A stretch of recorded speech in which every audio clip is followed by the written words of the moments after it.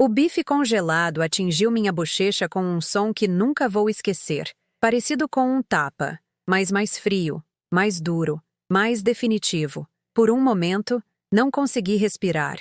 Fiquei ali parada na porta da cozinha, a mão subindo instintivamente para tocar o lugar onde a carne gelada havia acertado, sentindo a ardência imediata que se transformaria em um hematoma pela manhã. O jantar está pronto, eu tinha dito. Apenas aquelas duas palavras, faladas suavemente, do mesmo jeito que eu chamava a atenção dos meus alunos há 30 anos, do jeito que eu convocava meus próprios filhos para as refeições quando eram pequenos e ainda achavam que eu era importante. Meu filho Daniel nem levantou os olhos do celular. Eu te disse que não estava com fome, mas eu fiz seu favorito. Foi quando ele atirou. O bife que eu tinha tirado do congelador naquela manhã, planejando descongelar devagar, cozinhar do jeito que ele gostava, com alho e alecrim. Ele voou pelo ar com surpreendente precisão, encontrando meu rosto com a pontaria de quem tinha a intenção de ferir. O silêncio que se seguiu foi ensurdecedor. Até a namorada dele, Malu, encolhida no sofá atrás dele, tinha parado de rolar o dedo na tela de seja lá qual conteúdo inútil ocupava sua atenção. Por um breve momento, pensei que ela pudesse dizer algo, que pudesse reconhecer que o que acabara de acontecer cruzava uma linha que nenhuma pessoa decente deveria cruzar. Em vez disso, ela desviou o olhar. É melhor você não contar a ninguém, disse Daniel, com a voz baixa, sem emoção. Ele tinha 32 anos, era bem-sucedido, respeitado em sua área de desenvolvimento de software. Para os colegas, ele era Daniel Santana, o programador brilhante que tinha revolucionado a interface do cliente da empresa. Para os vizinhos, ele era o cara prestativo que ajudava a vizinha idosa, Dona Lúcia, com o jardim ou com a mudança de móveis pesados, sem que ela pedisse. Para mim, ele tinha se tornado um estranho usando o rosto do meu filho. Abaixei-me para pegar o bife, sua embalagem rasgada pelo impacto, a carne já começando a descongelar contra o ladrilho quente da cozinha. Minhas mãos tremiam, não de frio, mas de algo mais profundo, mais fundamental. O tremor de uma mulher que acabara de descobrir que poderia desaparecer à vista de todos, até mesmo para a pessoa que ela carregou no corpo por 9 meses e amou incondicionalmente por 32 anos. Helena! A voz dele agora continha um aviso. Você me ouviu? Assenti, incapaz de confiar na minha voz. O bife parecia mais pesado do que deveria, enquanto eu o levava para a pia, enxaguando os restos do chão com uma água que parecia muito barulhenta no silêncio repentino da casa. Atrás de mim, ouvi a conversa dele ao telefone ser retomada, o riso artificial de Malu com algo na tela, os sons normais de uma terça-feira à noite em uma casa onde eu estava aprendendo que não pertencia mais. Quando toquei minha bochecha novamente, ela já estava começando a inchar. 3 meses atrás, quando sugeri pela primeira vez morar com Daniel após meu divórcio do pai dele, ele tinha parecido genuinamente entusiasmado. Faz todo o sentido, mãe, ele tinha dito enquanto tomávamos café na pequena cafeteria perto do escritório. Você não deveria ficar sozinha naquela casa grande. E, sinceramente, a Malu e eu poderíamos usar uma ajuda com as contas. Eu vendi minha casa, aquela que eu amava, com seu jardim, seu canto de leitura e 30 anos de memórias embutidas em cada parede. Doei a maior parte dos meus móveis para a caridade, mantendo apenas o que caberia no quarto de hóspedes de Daniel. Eu disse a mim mesma que este era um novo capítulo, uma chance de ser útil novamente, de ser importante na vida diária de alguém. A primeira semana tinha sido agradável o suficiente. Eu preparava refeições que eles realmente comiam, ajudava com as tarefas domésticas, me fazia pequena e discreta. Malu até elogiou meu pão caseiro, embora ela logo em seguida tenha comentado que glúten era inflamatório. No segundo mês, os elogios pararam. No terceiro, eu tinha me tornado um ruído de fundo, alguém que limpava a bagunça deles, comprava mantimentos com dinheiro da minha aposentadoria e ocasionalmente recebia suspiros irritados quando minha presença atrapalhava suas rotinas. Agora, parada na cozinha com um hematoma se formando na minha bochecha e lágrimas que eu me recusava a derramar ardendo por trás dos meus olhos, percebi que tinha trocado minha independência por invisibilidade. Eu tinha desistido da minha casa para me tornar um fantasma assombrando a vida de outra pessoa. O bife congelado jazia na pia como prova de um crime que ninguém jamais investigaria. Se você gosta de histórias emocionantes, por favor, se inscreva. Estamos tentando alcançar 1000 amigos aqui. E me diga, de qual cidade você está assistindo?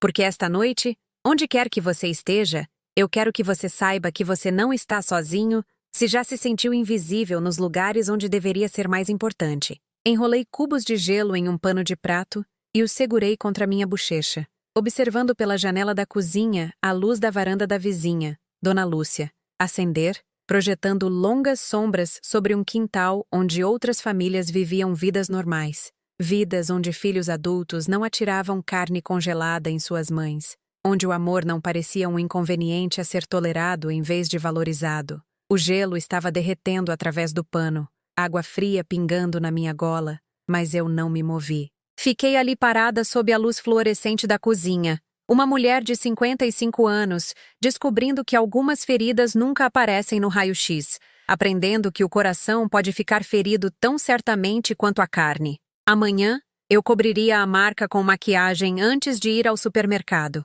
Eu sorriria para a caixa e perguntaria sobre o dia dela. Eu manteria o cuidado pretexto de que minha vida era exatamente o que parecia ser por fora.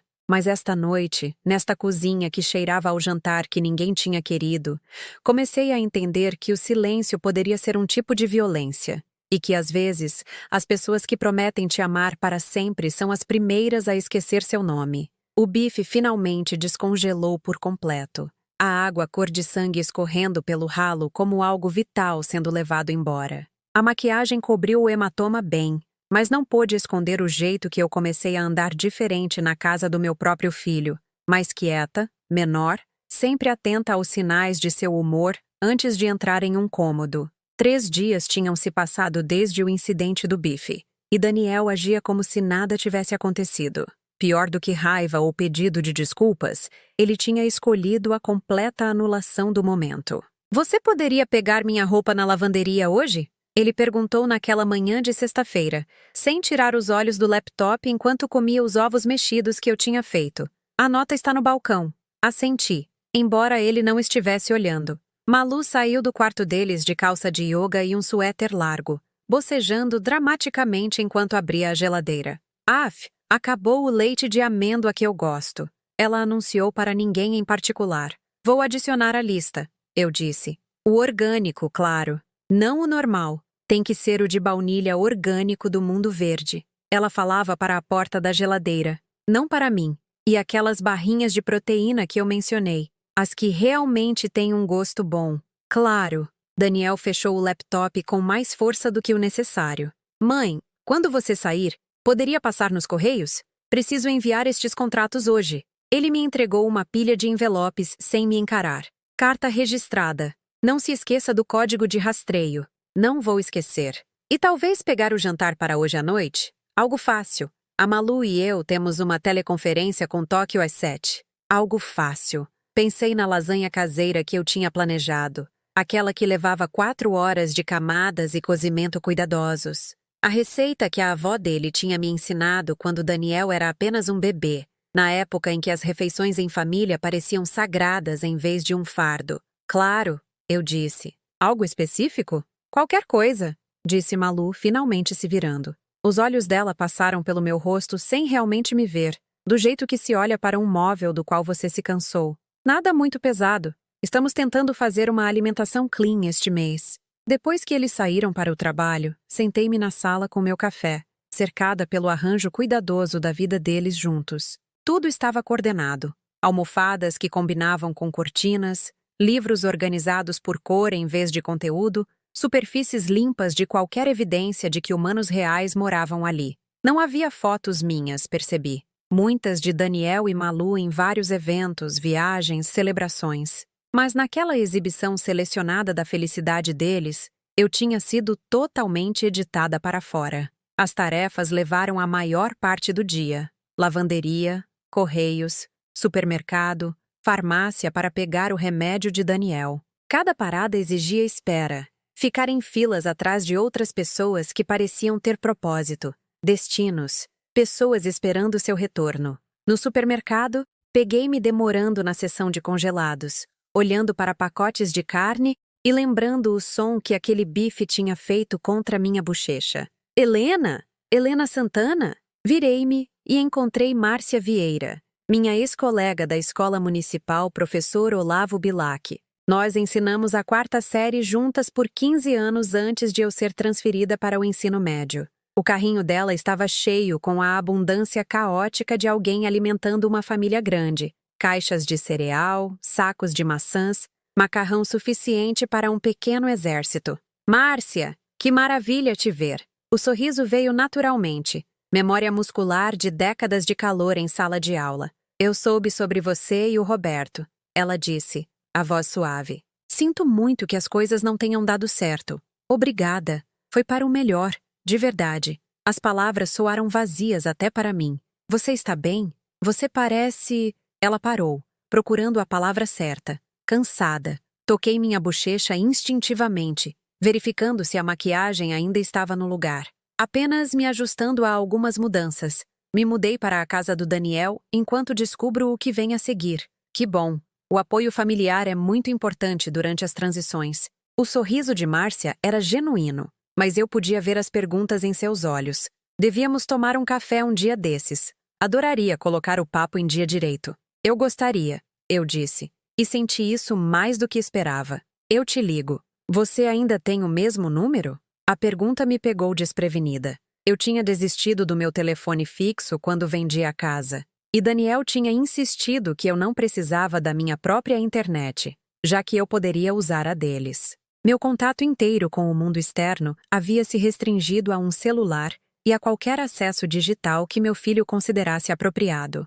Na verdade, deixe-me pegar o seu, eu disse, pegando meu telefone. Posso estar mudando o meu em breve. Trocamos números. E Márcia apertou meu braço antes de empurrar o carrinho em direção ao caixa. Não seja uma estranha, Helena. A vida é muito curta para perder o contato com bons amigos. Voltando para o meu carro, senti algo que não experimentava há meses. A possibilidade de que eu ainda pudesse existir fora dos limites estreitos da aprovação de Daniel. Que em algum lugar desta cidade havia pessoas que se lembravam de quando eu tinha opiniões, histórias, uma vida que importava além da minha utilidade como governanta não remunerada. Quando cheguei em casa com o jantar, comida pronta, cara da rotisseria do supermercado, Daniel já estava em sua teleconferência. Através da porta fechada do escritório, eu podia ouvi-lo falando com a autoridade confiante que eu lembrava de sua infância, quando ele explicava videogames complexos ou conceitos científicos com entusiasmo paciente. Ele tinha sido um garoto tão curioso, sempre perguntando por quê, como e se. Quando aquele garoto brilhante se tornou este estranho que atirava carne no rosto da mãe, Malu estava sentada no balcão da cozinha, rolando o celular enquanto beliscava uma salada que ela aparentemente tinha feito para si mesma. Ela olhou para cima quando entrei, seu olhar se movendo para as sacolas de comida com leve interesse. O que você pegou? Frango assado de padaria, vegetais assados, alguns pãezinhos, eu disse, desempacotando os recipientes. Eu pensei que poderíamos... Ah, eu já comi. Ela gesticulou para sua salada pela metade. Não estou muito afim de comida pesada hoje à noite. Olhei para o frango, ainda quente das lâmpadas de aquecimento da loja. Os vegetais que eu tinha selecionado cuidadosamente porque sabia que Daniel gostava de cenouras e couve de Bruxelas. R$ 30 em comida para um jantar de família que ninguém queria. Talvez Daniel esteja com fome quando terminar a ligação. Talvez, disse Malu, mas seu tom sugeria o contrário. Ela voltou para o celular, digitando rapidamente. Eu podia ver que ela estava mandando mensagem para alguém, seu rosto iluminado por divertimento com qualquer conversa que estivesse se desenrolando em sua tela. Coloquei a comida na geladeira e preparei um prato pequeno para mim, comendo em pé no balcão, enquanto Malu continuava sua vida social digital a 1 metro de mim. O frango estava seco, os vegetais com tempero exagerado. Tudo tinha o gosto do esforço que eu havia desperdiçado, do cuidado que não tinha onde pousar. A mãe do Daniel, ouvi Malu dizer ao telefone, e percebi que ela tinha se mudado para a sala. Sua voz carregava aquele tom particular que as pessoas usam ao explicar algo levemente inconveniente. Sim, ela está ficando com a gente por um tempo. Eu sei.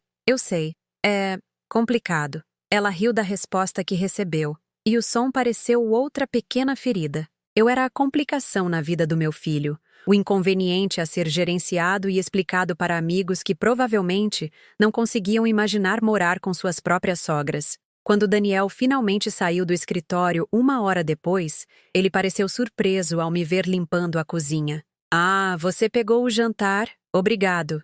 Ele abriu a geladeira e examinou os recipientes sem entusiasmo. Na verdade, peguei algo antes. O almoço de reunião se estendeu. Claro que ele tinha. Tudo bem, eu disse, limpando balcões que já estavam limpos. Vai se manter. Ele assentiu distraidamente, já pegando o celular. Ei, amanhã é sábado. A Malu e eu vamos àquela feira de produtores no centro. Depois provavelmente vamos dar uma olhada em algumas galerias. Você se importa de tomar conta da casa, né? Tomar conta da casa. Como se eu fosse uma cuidadora contratada em vez de sua mãe. Como se meus planos de sábado, que não existiam, fossem automaticamente menos importantes do que as atividades de lazer do casal. Claro que não, eu disse. Ótimo. Ah, e mãe? Ele parou na porta, finalmente fazendo contato visual. Por um momento, pensei que ele pudesse reconhecer a distância crescendo entre nós. Pudesse dizer algo que ligasse a lacuna que eu sentia se alargar a cada dia. Em vez disso, ele disse: o triturador de lixo está fazendo aquele barulho de novo. Você acha que poderia ligar para alguém para dar uma olhada?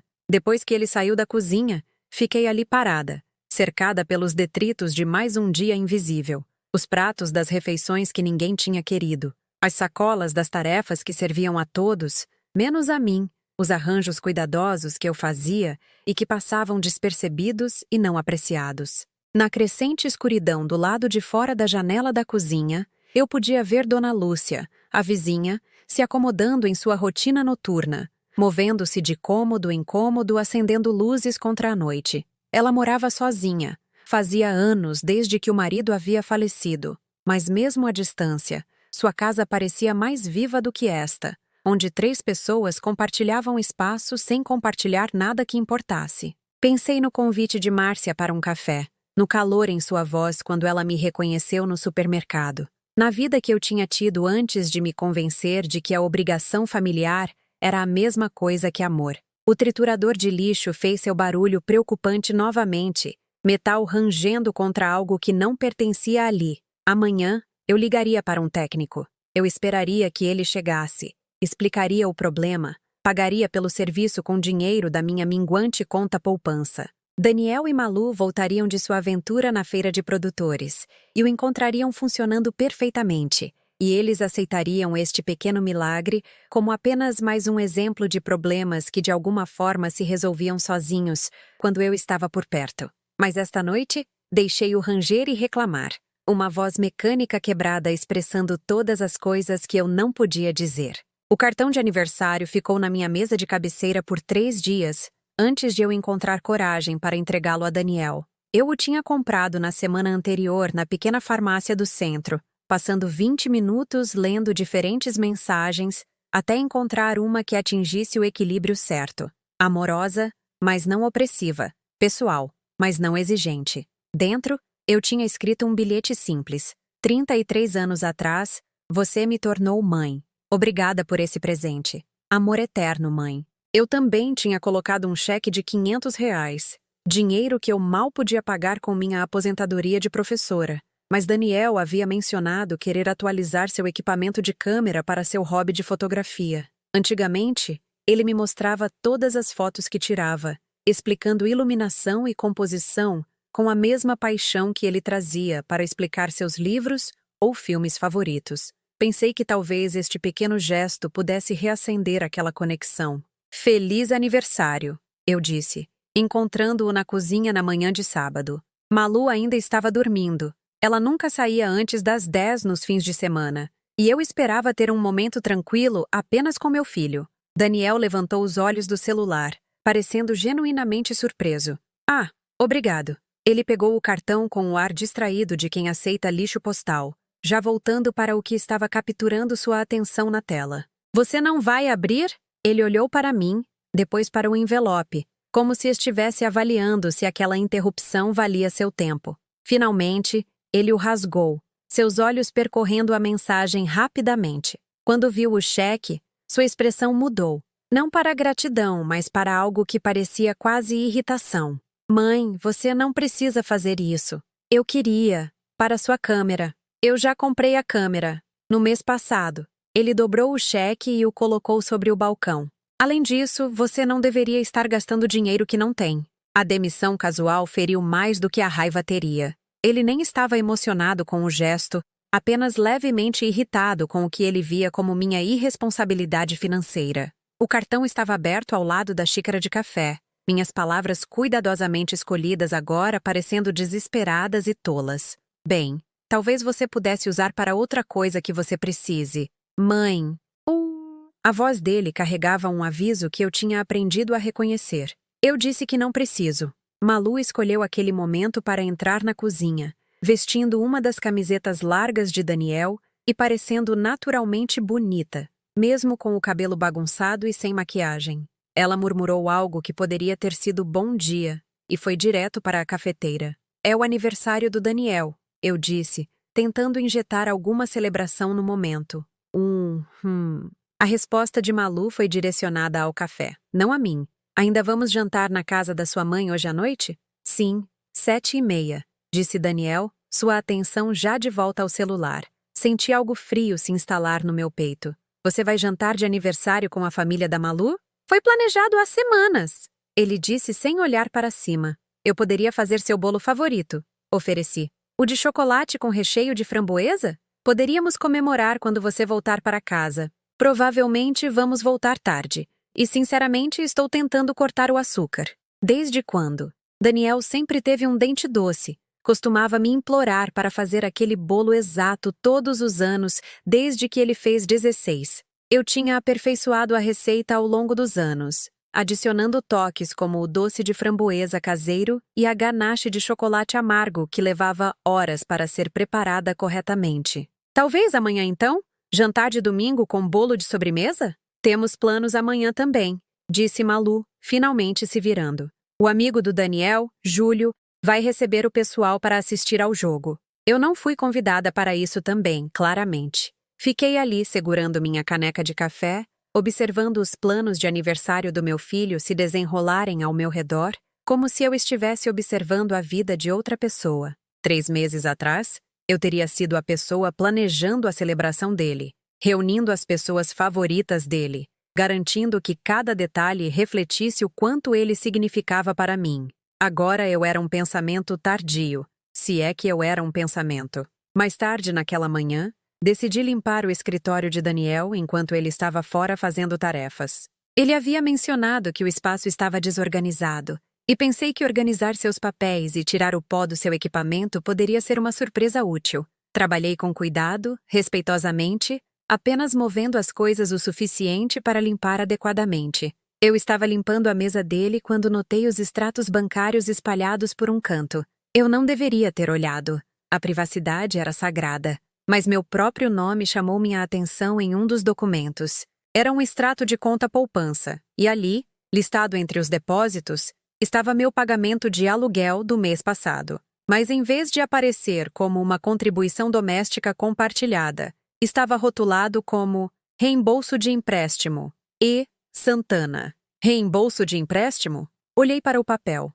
tentando entender. Eu não estava pagando um empréstimo. Eu estava contribuindo para as nossas despesas de vida compartilhadas, exatamente como tínhamos discutido. Mas, de acordo com este extrato, Daniel estava tratando minha contribuição financeira como serviço de dívida, em vez de parceria familiar. O que você está fazendo? Eu me virei e encontrei Daniel parado na porta, seu rosto escuro de raiva. Eu estava tão focada no extrato que não o tinha ouvido chegar em casa. Eu estava apenas limpando. Eu te disse para não mexer no meu escritório. A voz dele estava fria, controlada. Aqueles são documentos particulares. Me desculpe, eu estava apenas tirando o pó.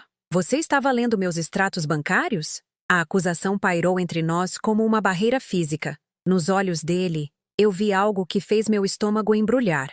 Ele estava olhando para mim como se eu fosse uma estranha. Pior, como se eu fosse alguém indigna de confiança. Alguém cujos motivos precisavam ser questionados. Foi um acidente. Eu vi meu nome. Seu nome? O dinheiro do aluguel que eu te dou. Diz reembolso de empréstimo. Eu não consegui esconder a mágoa na minha voz. Eu não sabia que era assim que você via. A mandíbula de Daniel se apertou.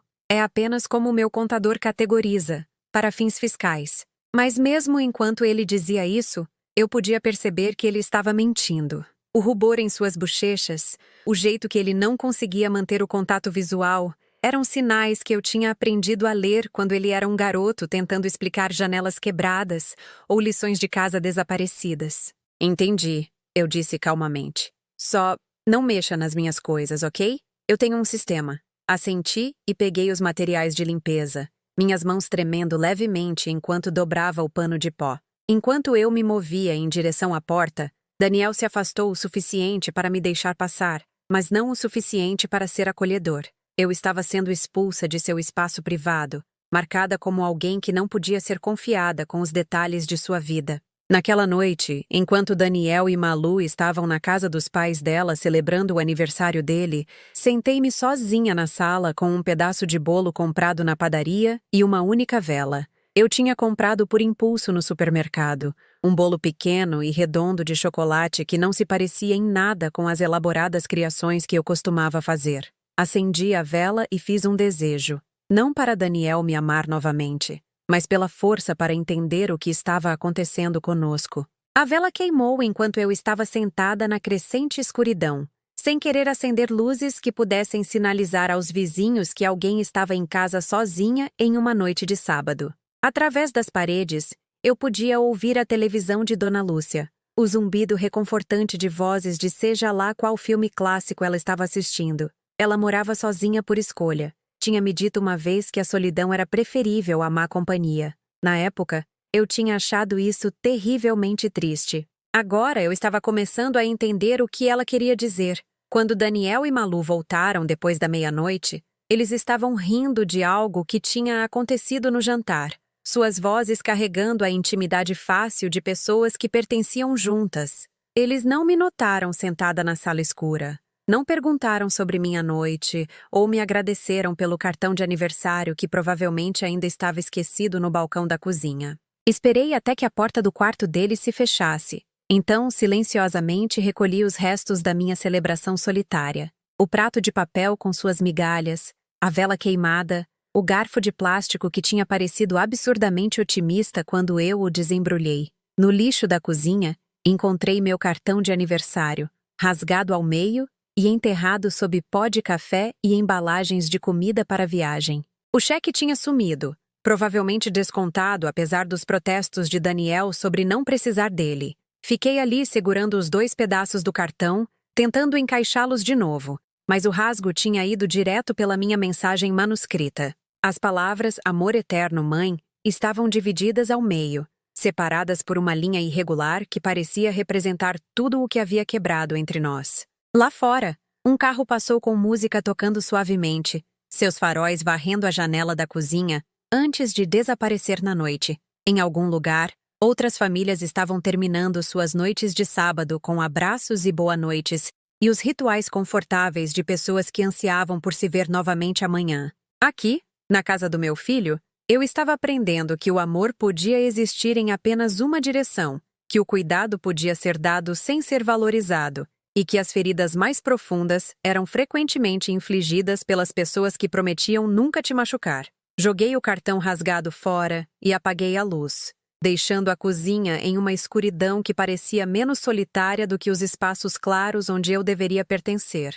Os telefonemas de Márcia pararam de ser retornados após a 3ª semana. Não por grosseria, mas por vergonha. Como você explica a uma ex-colega que você se tornou um fantasma em sua própria vida? Que conversas sobre encontros para café e clubes do livro parecem convites para um mundo que você não tem mais certeza se merece habitar? Helena, é a Márcia de novo, dizia a mensagem de voz dela. Eu sei que você provavelmente está ocupada, mas eu estava pensando naquele café. Tem um lugar novo no centro que faz scones incríveis. Me ligue quando tiver uma chance. Eu salvei a mensagem em vez de deletá-la. Do jeito que você guarda uma foto de um lugar onde costumava viver. Prova de que, em algum lugar, alguém ainda pensava em mim como uma pessoa que valia a pena passar tempo com, em vez de um problema a ser gerenciado.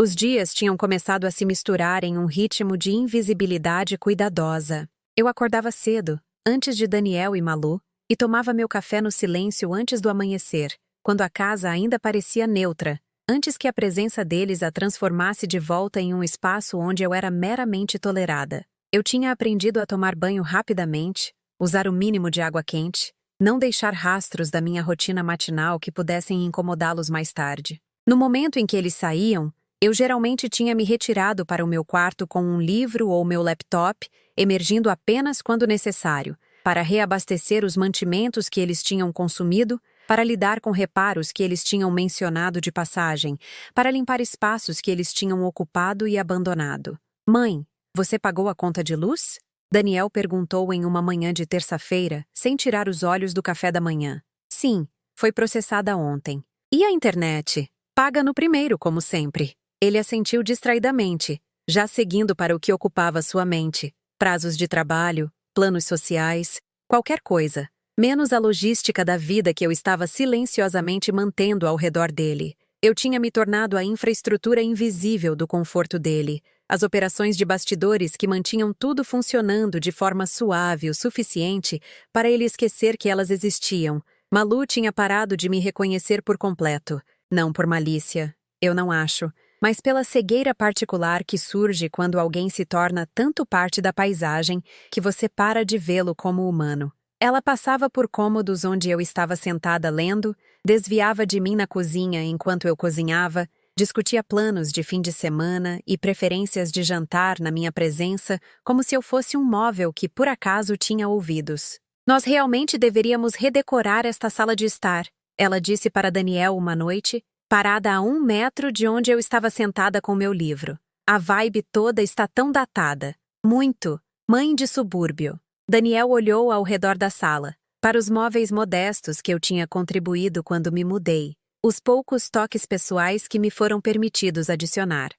Talvez. O que você tinha em mente? Algo mais moderno. Linhas mais limpas. Poderíamos nos livrar de algumas dessas coisas mais antigas, fazer parecer mais a nossa cara. As coisas mais antigas incluíam a cadeira de leitura onde minha mãe costumava sentar durante as visitas, a pequena estante que guardava romances que eu tinha colecionado ao longo de 30 anos de ensino, a tigela de cerâmica que meus alunos tinham me dado como presente de aposentadoria. Mas eu não disse nada, apenas virei outra página e fingi que as palavras deles não estavam me apagando pedaço por pedaço. Naquela noite, fiquei em meu quarto. O quarto de hóspedes, na verdade, já que nada nele refletia minha personalidade ou escolhas. E olhei para os poucos pertences que me foram permitidos manter. Um punhado de livros, algumas roupas, um porta-joias que tinha sido da minha avó. Uma coleção tão pequena para representar 55 anos de vida, de acumular memórias e significado, e a evidência tangível de uma vida totalmente vivida. No porta-joias, sob as peças simples que eu usava regularmente, encontrei algo de que quase tinha me esquecido, o relicário de ouro da minha mãe. Ela tinha me dado no dia do meu casamento, a mãe dela tinha dado a ela, e assim por diante através de gerações de mulheres que tinham entendido algo sobre manter coisas preciosas seguras, mesmo quando o mundo tentava tirá-las. Abri-o cuidadosamente. Dentro estavam fotos minúsculas, minha mãe de um lado, minha avó do outro. Rostos de mulheres que tinham sobrevivido às suas próprias decepções e emergido com sua dignidade intacta. Mulheres que tinham aprendido que às vezes as batalhas mais importantes são travadas em silêncio, na preservação de si mesmo quando tudo ao seu redor insiste que você não importa. Mas elas não sabiam o que eu tinha guardado o tempo todo. A hora do jantar se tornou o meu lembrete diário de quão completamente eu tinha desaparecido da consideração deles. Eu tinha pegado o hábito de fazer refeições simples, macarrão com molho comprado pronto, saladas pré-prontas, qualquer coisa que exigisse esforço mínimo, já que minhas tentativas de cozinhar elaboradamente eram consistentemente ignoradas ou criticadas. Este molho tem muito sódio, Malu anunciou uma noite, empurrando seu prato depois de 2 mordidas. Eu posso fazer outra coisa, ofereci. Não se preocupe. Eu vou apenas comer a salada. Daniel nem sequer comentava mais. Apenas comia o que eu fornecia com a eficiência mecânica de quem está reabastecendo em vez de desfrutar de uma refeição. A mesa de jantar, antes um lugar onde as famílias se reuniam para compartilhar seus dias, tinha se tornado uma parada rápida em suas vidas ocupadas. Comecei a comer antes de eles voltarem para casa, em pé no balcão da cozinha com um livro apoiado contra a torradeira, terminando minhas pequenas porções enquanto a casa ainda estava quieta. No momento em que eles chegavam, eu podia simplesmente servi-los e me retirar, evitando o peso de sentar-me em uma mesa onde a conversa fluía ao meu redor, sem me incluir. Em uma quinta-feira à noite, Márcia ligou novamente. Helena, estou começando a me preocupar com você, dizia a mensagem de voz dela. Não é seu feitio ser tão difícil de contatar. Eu sei que as transições podem ser difíceis, mas se isolar não é a resposta. Por favor, me ligue de volta. Olhei para o telefone na minha mão, querendo tanto ligar de volta para ela, para ouvir uma voz amigável que se lembrava de quando eu tinha opiniões e histórias que valiam a pena compartilhar. Mas o que eu diria? Como você admite que se permitiu se tornar uma hóspede pagante na vida do seu próprio filho? Que a mulher que ela se lembrava, confiante, determinada, valorizada, tinha sido de alguma forma extraviada na mudança da minha casa antiga para esta nova realidade? Em vez disso, desliguei o telefone e me sentei na crescente escuridão do meu quarto, ouvindo os sons da rotina noturna de Daniel e Malu através das paredes. As risadas deles com algo na televisão, a intimidade doméstica de espaço compartilhado e propósito compartilhado, a confortável suposição de que o amanhã traria mais da mesma satisfação. Eu costumava ter essa certeza, a confiança de que eu pertencia a algum lugar, que minha presença adicionava valor em vez de criar um fardo. Agora eu me movia pela casa deles como uma visitante cuidadosa, sempre consciente de exceder minha permanência em espaços que antes pareciam lar. A ida ao supermercado tinha se tornado meu único contato regular com o mundo exterior, e mesmo isso parecia cada vez mais surreal. Eu empurrava meu carrinho por corredores familiares, selecionando itens de uma lista ditada pelas preferências de outras pessoas, usando o dinheiro da minha aposentadoria para financiar uma vida em que eu era essencialmente uma empregada pagante. Sacola de papel ou de plástico? A caixa perguntaria, e eu perceberia que estas poderiam ser as únicas palavras faladas diretamente para mim o dia todo. De papel, por favor. Tenha um bom dia. Você também. Trocas tão simples, mas elas carregavam o peso de ser vista, reconhecida como uma pessoa digna de cortesia. Naqueles breves momentos, eu existia novamente aos olhos do mundo, mesmo que apenas como mais uma cliente na fila, mais uma transação a ser completada. O caminho de volta para casa sempre parecia mais longo do que o caminho de ida. Na loja, eu era Helena Santana, professora aposentada, mulher com seu próprio dinheiro e escolhas. Mas no momento em que eu estacionava na entrada de Daniel, eu me transformava de volta no problema a ser gerenciado, na despesa a ser justificada, na presença a ser tolerada. Tarde da noite, quando Daniel e Malu estavam dormindo, comecei a dar caminhadas pela vizinhança. Não para fazer exercício, mas para o conforto estranho de me mover por espaços onde ninguém esperava nada de mim, onde meus passos nas calçadas eram apenas mais um som anônimo no silêncio suburbano. Outras casas brilhavam com luz quente, suas janelas oferecendo vislumbres de vidas sendo vividas com propósito e conexão. Eu via famílias reunidas em torno de televisões, casais limpando depois do jantar, crianças fazendo lição de casa em mesas de cozinha. Vida normal, o tipo que eu tinha considerado garantido até me encontrar observando-a de fora como uma antropóloga estudando uma cultura da qual eu não podia mais reivindicar pertencer. A casa de Dona Lúcia era sempre a última a apagar. Às vezes eu via a silhueta dela passando pelas janelas, e eu me perguntava se ela tinha escolhido sua solidão ou simplesmente aprendido a fazer as pazes com ela. Havia dignidade em sua independência, algo que eu tinha perdido quando troquei minha autonomia pela ilusão de conexão familiar. Uma noite, ela estava cuidando do jardim quando eu passei, puxando ervas daninhas à luz da lâmpada da varanda. Boa noite, ela chamou suavemente. Boa noite, Dona Lúcia. Noite agradável para uma caminhada. Sim, é. Não dissemos mais nada, mas havia algo reconfortante no breve reconhecimento, na percepção de que éramos ambas mulheres encontrando nossos próprios caminhos através da escuridão. Ela voltou para suas ervas daninhas e eu continuei meu circuito, mas por um momento eu tinha me sentido menos sozinha no meu deslocamento. De volta à casa de Daniel, eu me deitava na cama do quarto de hóspedes e ouvia os sons de acomodação de um lar que não era meu, em uma vida que não tinha lugar real para mim. O relicário estava na minha mesa de cabeceira, seu peso de alguma forma tranquilizador na escuridão. Dentro dele, minha mãe e minha avó vigiavam, testemunhas de uma linhagem de mulheres que tinham sobrevivido a coisas piores do que isso e encontrado maneiras de recuperar seu valor quando o mundo se esqueceu de valorizá-las. Eu estava começando a entender que a sobrevivência às vezes significava parar a pretensão de que as coisas eram diferentes do que eram. Que o amor não podia ser conquistado através do serviço quando o destinatário já tinha decidido que você não valia a pena amar. Que a dignidade exigia proteger algo precioso que os outros não podiam ver ou roubar. Mesmo quando eles tinham tirado todo o resto, a biblioteca se tornou meu santuário. A 3 quarteirões da casa de Daniel, ela oferecia algo que eu tinha esquecido que existia. Um lugar onde eu podia sentar por horas, sem justificar minha presença. Onde o silêncio era esperado em vez de meramente tolerado. Onde os livros esperavam com infinita paciência por alguém para descobri-los. Eu me peguei gravitando em direção à seção de memórias, atraída por histórias de mulheres que tinham navegado suas próprias estações de reviravolta e emergido transformadas. Maya Angelou, Joan Didion, Elizabeth Gilbert, vozes que falavam a algo que eu estava apenas começando a entender sobre resiliência e reinvenção.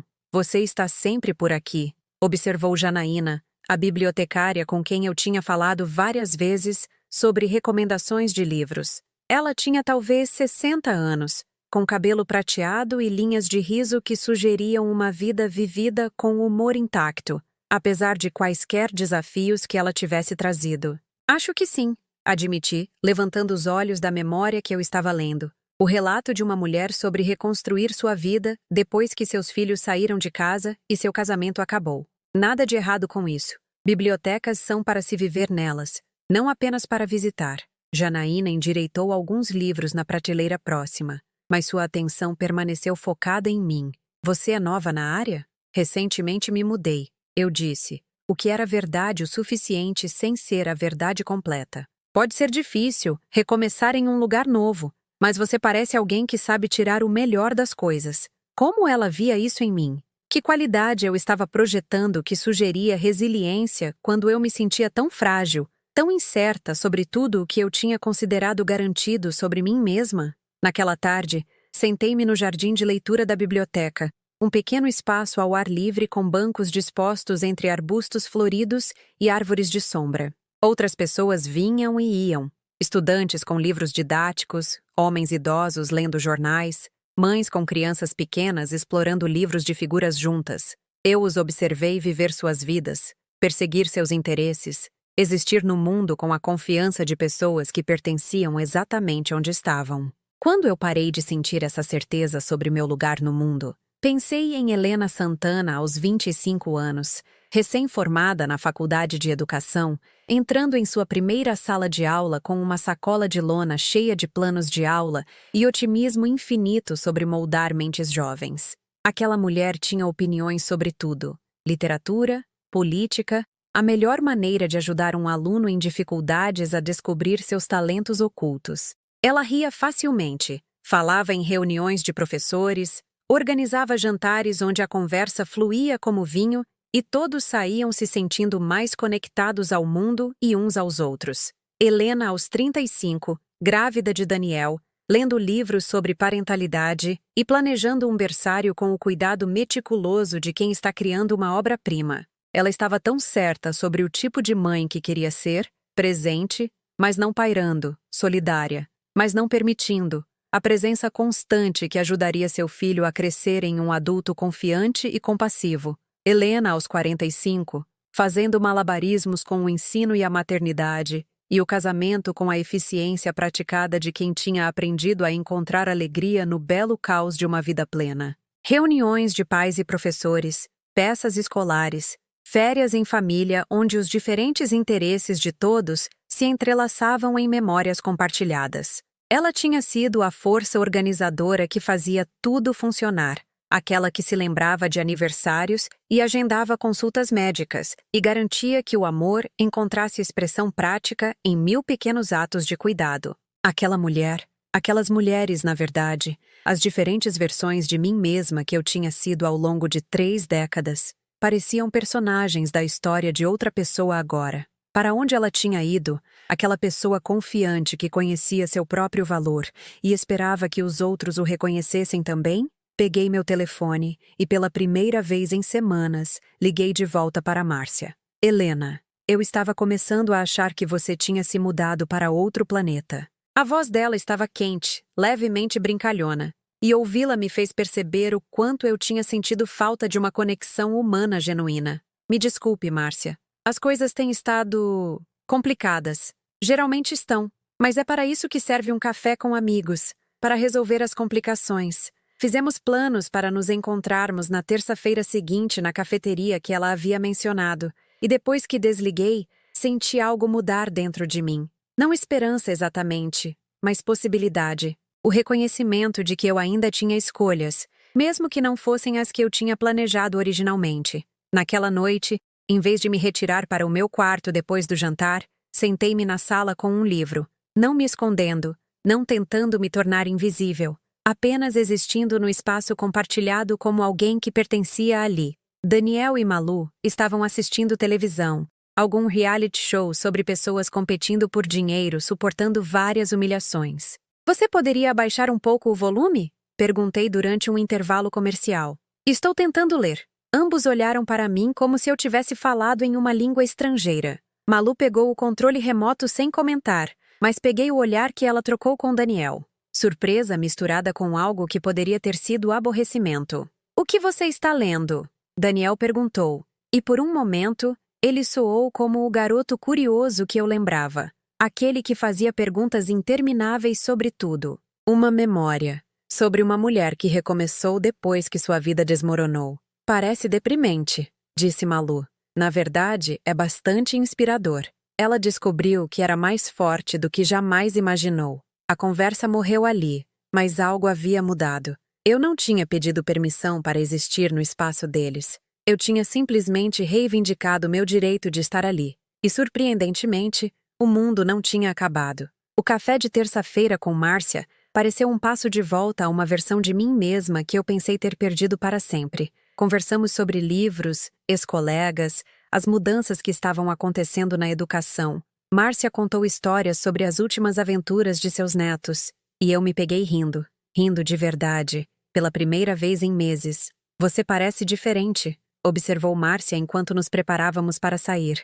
Mais você mesma. Se é que isso faz sentido. Acho que estou lembrando quem é essa pessoa. Bom, eu estava preocupada com você por um tempo. Você parecia diminuída de alguma forma. Diminuída. A palavra ficou comigo enquanto eu voltava para casa. Sim, eu tinha sido diminuída, mas não apenas pelas circunstâncias. Eu participei do meu próprio encolhimento. Convenci-me de que ocupar menos espaço era uma forma de amor, em vez de autoabandono. A casa parecia diferente quando entrei. Não mudada fisicamente, mas meu relacionamento com ela tinha mudado. Esta ainda era a casa de Daniel e Malu, mas eu não era mais uma suplicante implorando por aceitação. Eu era uma mulher que tinha escolhido morar aqui temporariamente enquanto descobria o que viria a seguir. Naquela noite, peguei o relicário novamente, mas em vez de simplesmente olhar para as fotos da minha mãe e da minha avó, eu o coloquei. A corrente parecia substancial contra minha pele, um lembrete tangível da minha linhagem, da força que corria por gerações de mulheres que tinham enfrentado suas próprias provações e emergido intactas. Comecei a lembrar de outras coisas também. O fundo de bolsa de estudos que eu tinha estabelecido na escola, ainda fornecendo assistência a alunos que precisavam de ajuda para buscar sua educação. As cartas de ex-alunos que ainda escreviam ocasionalmente, me atualizando sobre suas carreiras e famílias, agradecendo por eu ter acreditado neles, quando eles não conseguiam acreditar em si mesmos. O jardim que eu tinha cuidado na minha casa antiga, onde eu tinha coachado beleza de solo difícil através de paciência e atenção cuidadosa. O clube do livro que eu tinha organizado para mulheres da vizinhança, onde discutíamos literatura e vida com igual paixão. O trabalho voluntário no centro de alfabetização, onde eu tinha ajudado adultos a aprender a ler e descoberto que o ensino era um chamado que se estendia muito além das salas de aula tradicionais. Eu não era apenas a mãe de Daniel, embora eu sempre o amaria. Eu não era apenas uma mulher cujo casamento tinha acabado, embora isso permanecesse uma fonte de dor. Eu era Helena Santana, educadora, jardineira, leitora, amiga de muitas pessoas que valorizavam minha presença em suas vidas. A percepção não veio como uma revelação dramática, mas como um reconhecimento gradual, como observar o nascer do sol lentamente transformar a escuridão em dia. Não era que minhas circunstâncias tivessem mudado.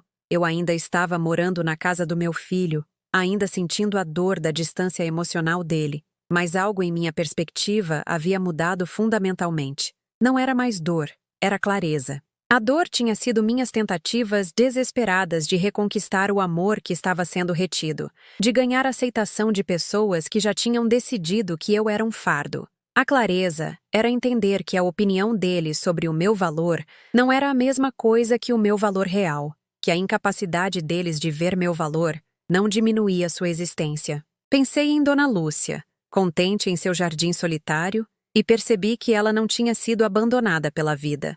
Ela tinha escolhido a dignidade em vez do compromisso. Pensei nas mulheres cujas histórias eu estava lendo, que tinham descoberto que o fim de um capítulo não significava o fim do livro. Naquela noite, comecei a fazer uma lista, não de queixas ou exigências, mas de possibilidades, coisas que eu queria fazer, lugares onde eu gostaria de morar, maneiras pelas quais eu poderia contribuir para o mundo que não dependiam da aprovação ou gratidão de outras pessoas.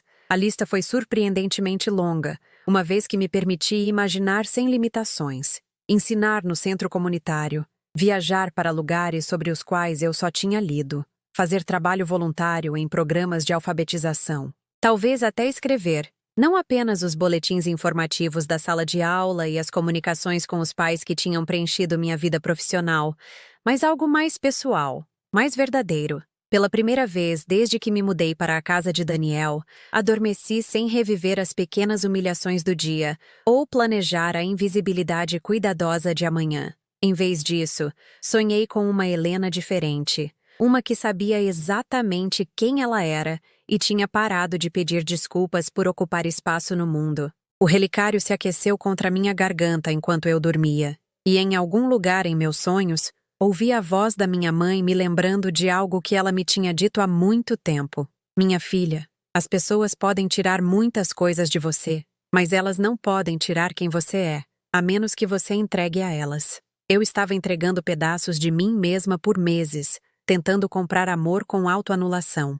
Mas algumas coisas eram muito preciosas para serem trocadas, muito essenciais para serem sacrificadas pelo conforto dos outros. Era hora de parar a transação. A carta chegou em uma tarde de quinta-feira, endereçada a Helena Santana em caligrafia cuidadosa que eu não reconhecia. Daniel tinha pego o correio como de costume, separando contas e propagandas com a eficiência mecânica de quem está gerenciando operações domésticas. Ele me entregou o envelope sem comentar, sua atenção já se movendo para algo mais urgente em seu celular.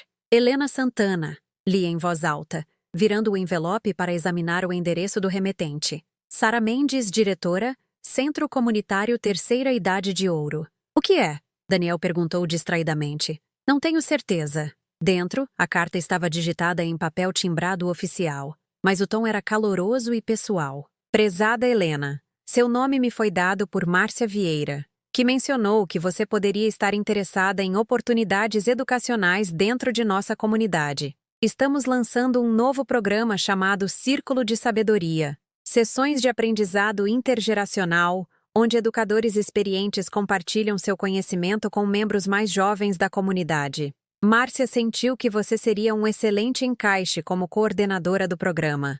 Se você estiver interessada, eu adoraria nos encontrarmos para um café para discutir os detalhes.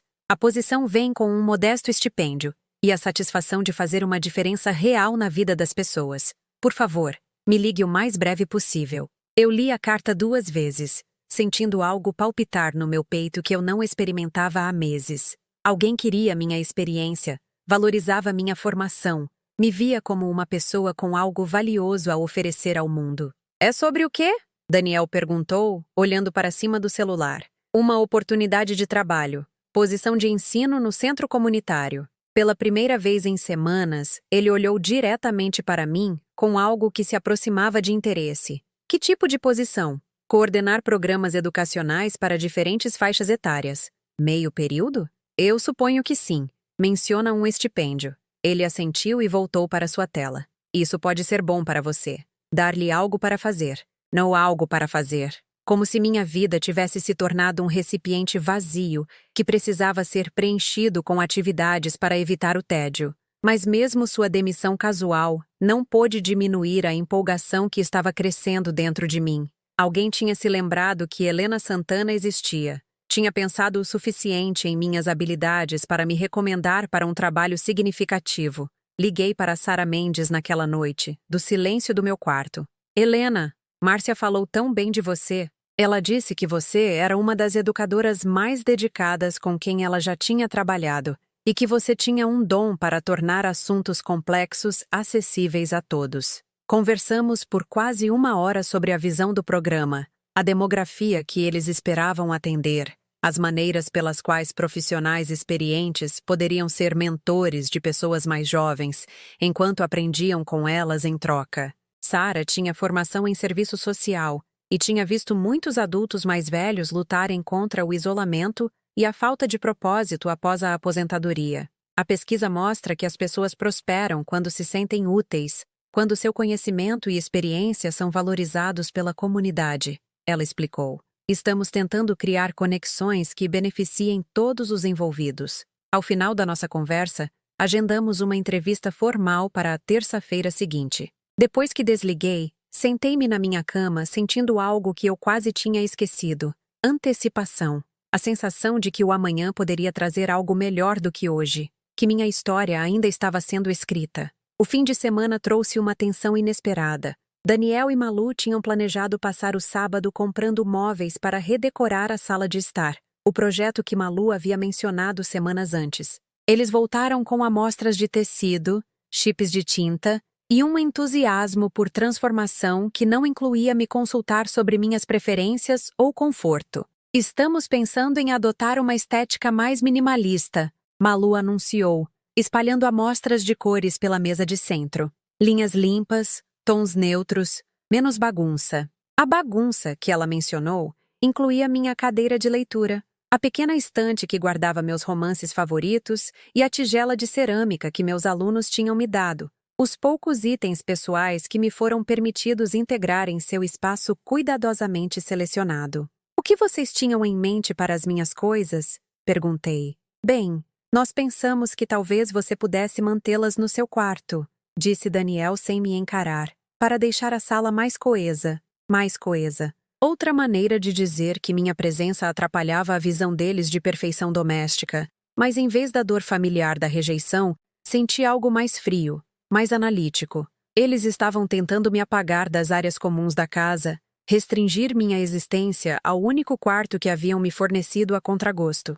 6 meses atrás, eu teria concordado imediatamente, pedido desculpas pelo inconveniente, ajudado a encaixotar meus pertences para abrir espaço para a visão aprimorada deles.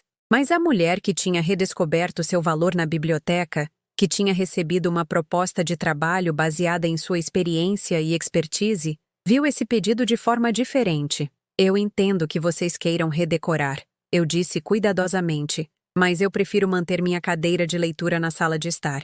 Eu a uso todas as noites. O silêncio que se seguiu pareceu carregado de surpresa. Daniel e Malu trocaram um olhar que sugeria que eles esperavam uma obediência automática.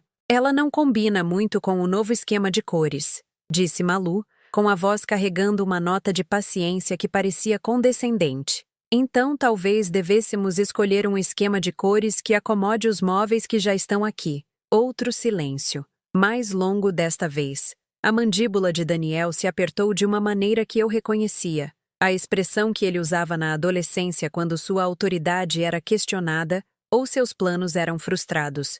Mãe, estamos tentando fazer algumas melhorias na nossa casa, ele disse, enfatizando o pronome possessivo. Seria útil se você pudesse ser flexível quanto a isso. A casa deles. Não A casa onde todos nós moramos, ou nosso espaço compartilhado. Mas a casa deles, onde minha presença era tolerada contanto que não interferisse em suas preferências. Eu estou sendo flexível, respondi. Estou sugerindo que encontremos uma solução que funcione para todos. A conversa terminou sem resolução, mas algo fundamental havia mudado. Eu não recuei, nem pedi desculpas por existir. Eu declarei minhas necessidades de forma clara e calma, sem agressão, mas também sem a acomodação desesperada que havia caracterizado meu comportamento por meses. Naquela noite, Daniel bateu na minha porta.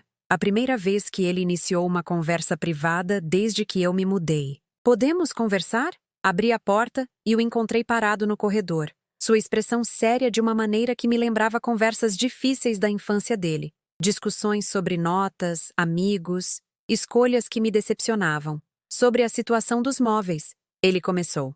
Acho que você entendeu mal o que estávamos tentando fazer. Não acho que entendi mal nada. Estamos apenas tentando fazer a casa parecer mais a nossa cara. Mais adulta. Mais adulta. A implicação pairou entre nós como uma acusação. Minha presença, meus pertences, minha própria existência no espaço deles de alguma forma faziam a casa deles parecer menos madura, menos sofisticada. Entendi, eu disse calmamente. Não é pessoal, mãe. É só que nós temos uma visão de como queremos viver e alguns compromissos precisam ser feitos. Por mim, você quer dizer, os compromissos precisam ser feitos por mim.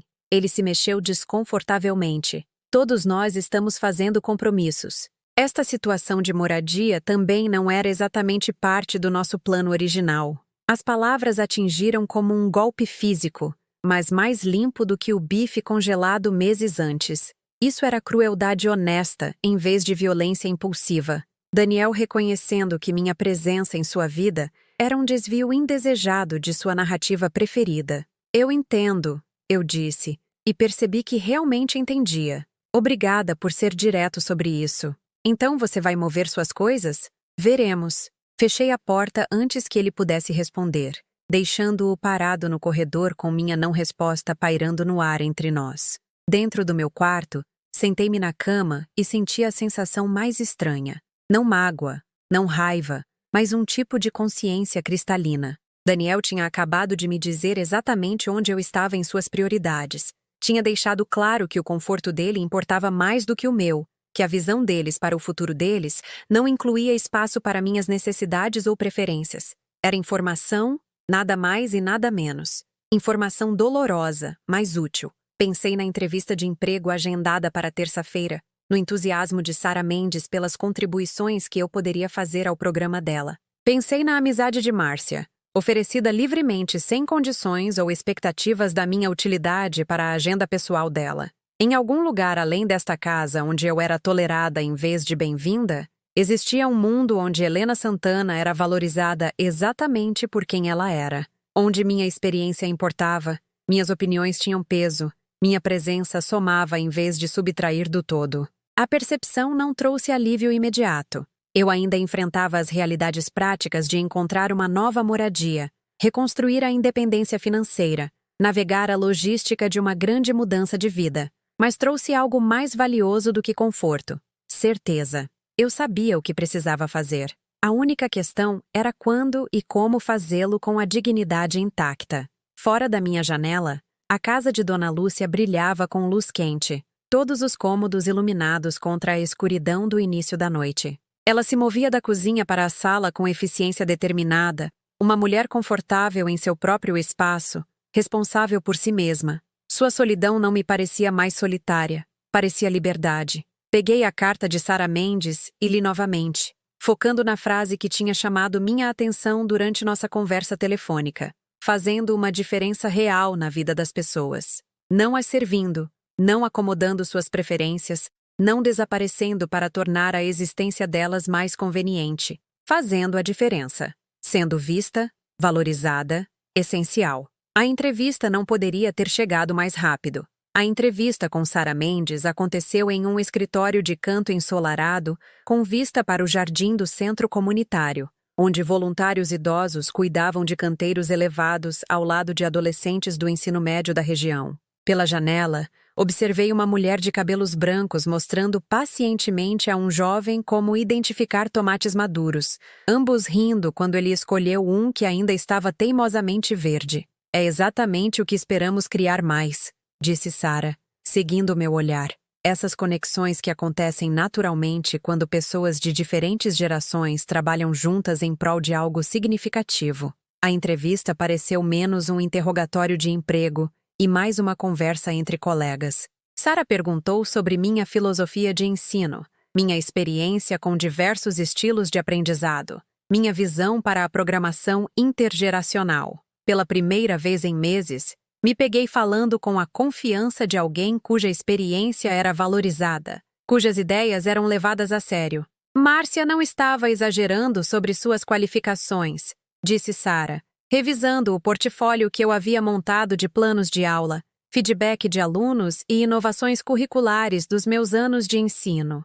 Este é exatamente o tipo de abordagem criativa e inclusiva que precisamos. Eu adoraria fazer parte do que vocês estão construindo aqui, eu disse, e senti isso mais do que qualquer declaração profissional que eu já tinha feito. A posição é sua se você a quiser, Sarah respondeu sem hesitação. 20 horas por semana para começar, espaço para crescer à medida que o programa se expande. Podemos começar quando você estiver pronta. Voltando para o meu carro depois de aceitar a posição, senti algo que não experimentava desde antes do meu divórcio. Orgulho das minhas próprias realizações. Não orgulho de servir bem aos outros ou de atender às expectativas deles, mas satisfação na minha competência profissional, minha capacidade de contribuir significativamente para um trabalho que importava. Eu dirigi para casa por bairros familiares que de repente pareciam diferentes, carregados de possibilidade em vez de presos na rotina.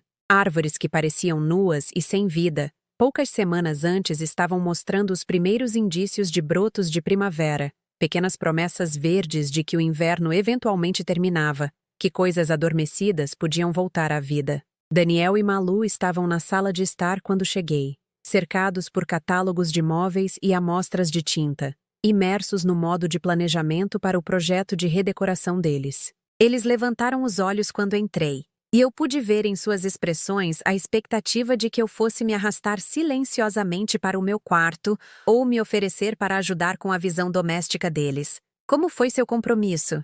Daniel perguntou com o desinteresse educado de alguém que está puxando conversa enquanto focado em assuntos mais importantes.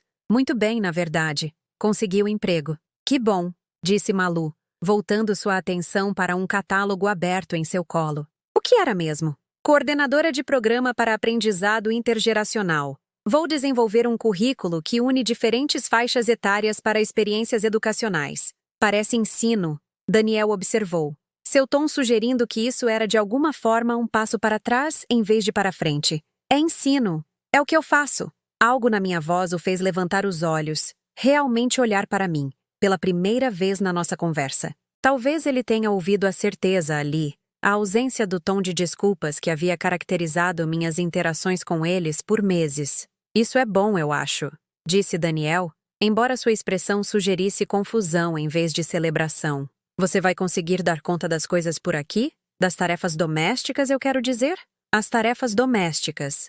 Meu trabalho não remunerado, mantendo o conforto doméstico deles enquanto eles se dedicavam às suas carreiras e vidas sociais. A suposição de que, mesmo com um novo emprego, minha responsabilidade principal permanecia tornar a vida deles mais fácil. Nós vamos precisar fazer alguns ajustes, eu disse cuidadosamente. Que tipo de ajustes? Perguntou Malu, finalmente me dando sua atenção total.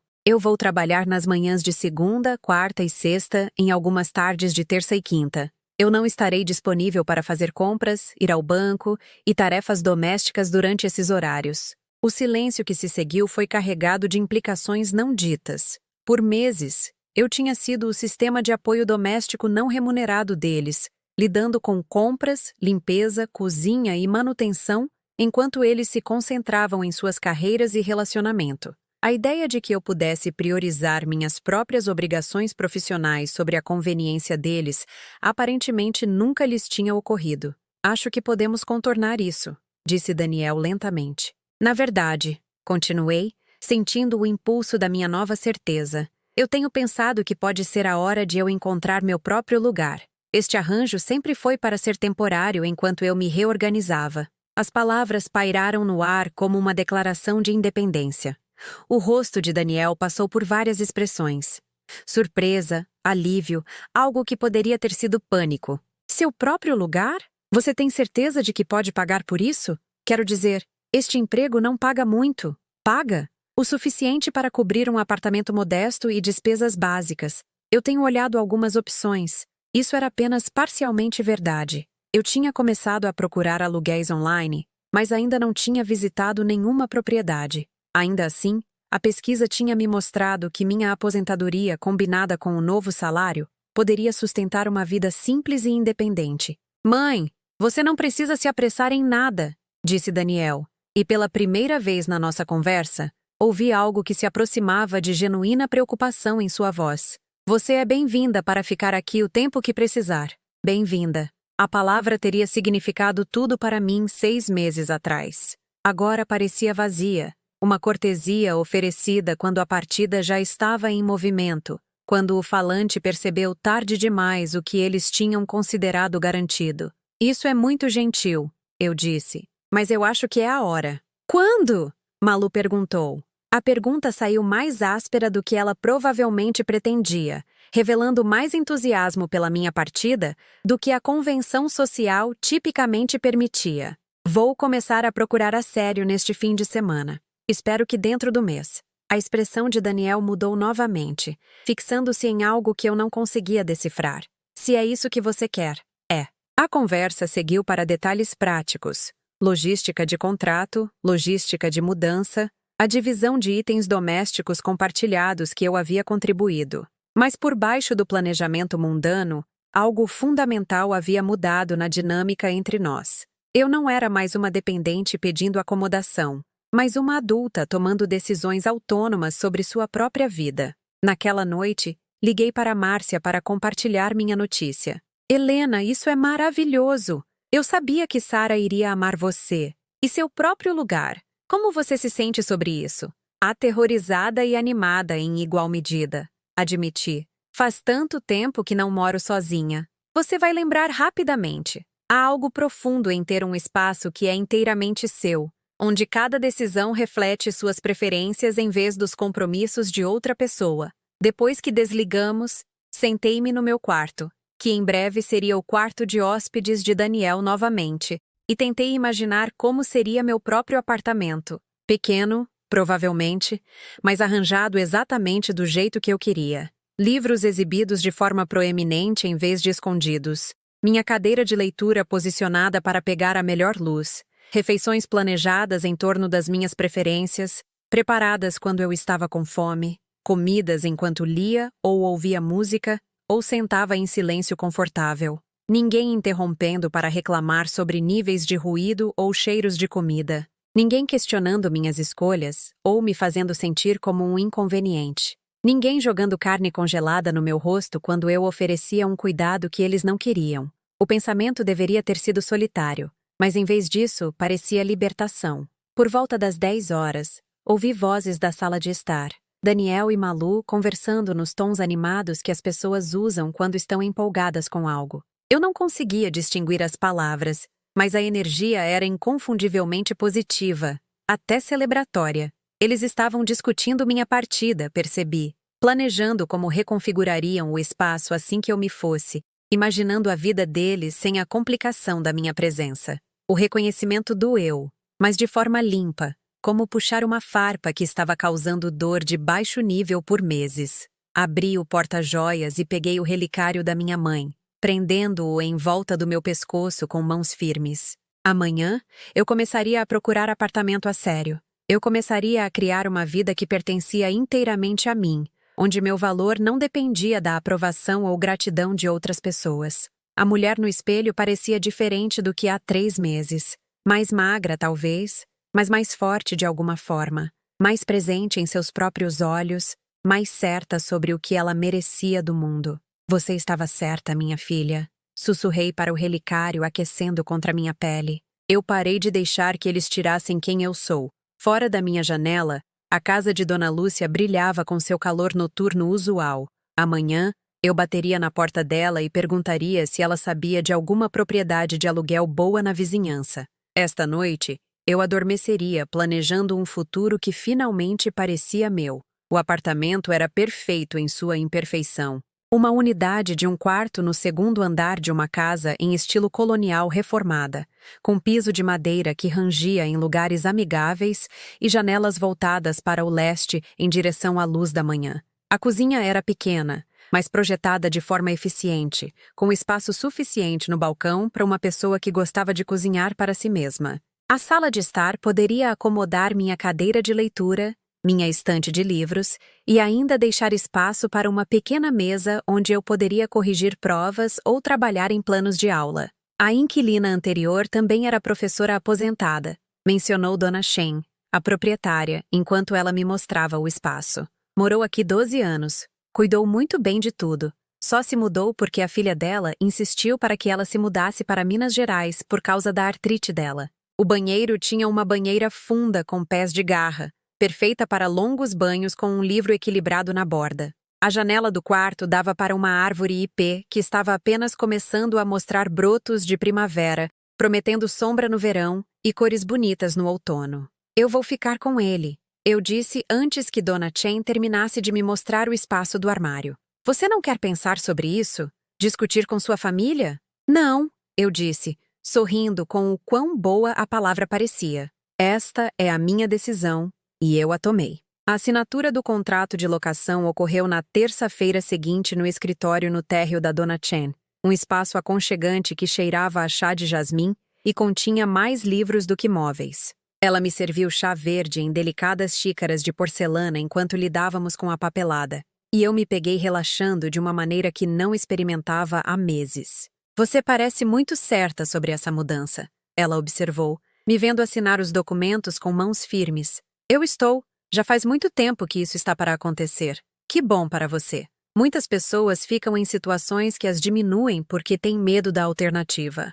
Mas a independência é sempre melhor do que a dependência que custa sua dignidade. As palavras dela ficaram comigo enquanto eu voltava para a casa de Daniel, de volta para o quarto de hóspedes que seria meu por apenas mais 2 semanas. Eu tinha dado meu aviso na noite anterior, declarando minha data de mudança com a mesma calma certeza que eu tinha trazido para todas as nossas conversas recentes. A resposta de Daniel tinha sido uma mistura de alívio e algo que poderia ter sido culpa. Você tem certeza de que pensou bem nisso, mãe? Morar sozinha na sua idade? Minha idade? Eu ri, genuinamente divertida. Eu tenho 55, não 85. E eu morei sozinha muito feliz por 2 anos depois que seu pai se mudou. Eu consigo me virar para preparar minhas próprias refeições e lembrar de trancar a porta à noite. Malu tinha sido menos sutil em seu entusiasmo. Você vai precisar de ajuda para encaixotar? Poderíamos pegar o caminhão do Júlio emprestado para seus móveis. A pressa em facilitar minha partida teria me ferido 6 meses atrás. Agora simplesmente confirmou o que eu já tinha entendido sobre meu lugar na vida deles. O processo de mudança foi surpreendentemente simples. Principalmente porque eu tinha tão pouco para mover. A cadeira de leitura, a estante de livros, minhas roupas e itens pessoais, algumas peças de cozinha que eu tinha levado para a casa de Daniel, pensando que compartilharíamos as tarefas de cozinha. Tudo coube facilmente em um caminhão alugado que levou apenas uma viagem para transportar do espaço deles para o meu. Márcia e o marido dela, Tomás, ajudaram com o trabalho pesado, junto com Dona Lúcia, que havia insistido em contribuir apesar de seus 78 anos. Bobagem, ela tinha dito quando eu protestei contra seu envolvimento. Posso ser velha, mas não sou frágil. Além disso, estou esperando há anos por um espírito afim para se mudar para este bairro. Os 4 de nós fizemos o trabalho de mudança rapidamente, e Márcia insistiu em trazer o almoço para todos.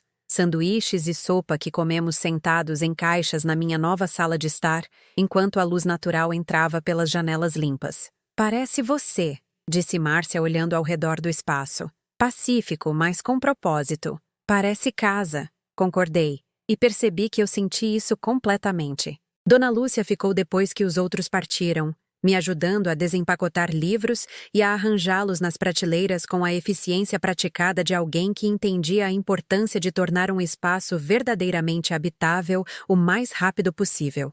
Sabe? Ela disse, deslizando minha cópia de Jane Eyre para o lugar ao lado de outros favoritos bem usados. Eu reconheci algo em você desde o início, o olhar de uma mulher que temporariamente se perdeu, mas que não se foi permanentemente. Como você soube? Experiência. Eu tive minha própria fase de ser invisível, naquela época em que meu Harold estava morrendo. A família dele deixou bem claro que eu era um inconveniente para o processo de luto deles, que minhas emoções eram de alguma forma inadequadas porque eu era apenas a esposa em vez de parente de sangue. Ela endireitou um livro torto com precisão gentil. Eu aprendi que algumas pessoas vão pegar o máximo que você estiver disposta a dar e nunca vão apreciar o sacrifício porque não conseguem ver além das suas próprias necessidades. Como você encontrou seu caminho de volta? Do mesmo jeito que você. Lembrei que estar sozinha com minha dignidade era melhor do que estar cercada por pessoas que não valorizavam o que eu oferecia. Ela sorriu, seu rosto se enrugando em linhas que falavam de sabedoria arduamente conquistada. Embora eu suspeite que sua história ainda não terminou, minha primeira semana sozinha foi uma revelação. Eu acordei quando meu corpo estava pronto, em vez de quando eu precisava ficar em silêncio para a agenda de outras pessoas. Eu fiz café exatamente do jeito que eu gostava. Li o jornal enquanto tomava café da manhã, em vez de apressar as refeições para limpar a bagunça dos outros. Eu passei manhãs inteiras de sábado de pijama, lendo romances e ouvindo música que refletia minhas preferências, em vez das de qualquer outra pessoa. O trabalho no centro comunitário preencheu meus dias com propósito e conexão. O programa Círculo de Sabedoria foi lançado com 12 participantes, 6 adultos mais velhos com diversas formações profissionais, 6 jovens buscando mentoria e orientação de vida. Eu facilitei discussões entre um engenheiro aposentado e um estudante do ensino médio interessado em robótica, conectei uma ex-enfermeira com uma jovem considerando a faculdade de medicina, observei amizades se formarem através de linhas geracionais que pareciam impossíveis de serem unidas. Você tem um dom para isso, Sarah observou após nossa terceira semana de sessões. Os participantes confiam em você para criar um espaço seguro para conversas reais. É mais fácil do que eu esperava, admiti. Quando as pessoas se sentem ouvidas e valorizadas, elas naturalmente querem compartilhar o melhor de si mesmas. 3 meses após minha nova vida, Márcia me convidou para participar de um grupo de apoio a mulheres que se reunia mensalmente no centro comunitário.